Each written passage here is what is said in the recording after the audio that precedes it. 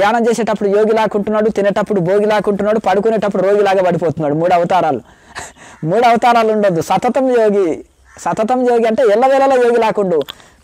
అంటే నువ్వు ధ్యానం చేసేటప్పుడు యోగి లాక ఉండు, తినేటప్పుడు యోగి లాకనే తిను, పడుకునేటప్పుడు యోగి లాకనే పడుకో అని దీని యొక్క అర్థం అనమాట. కనుక సతతం యోగి లాక ఉండాలి మనము.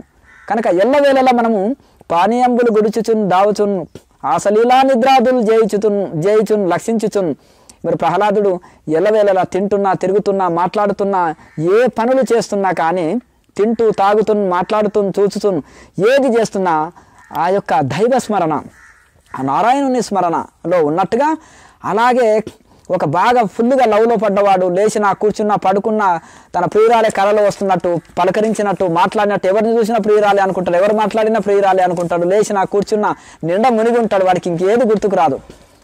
ఎగ్జామ్లో కూడా మొత్తం 10 పేపర్లు కూడా ప్రియురాలు పేర్లే రాశాడంట.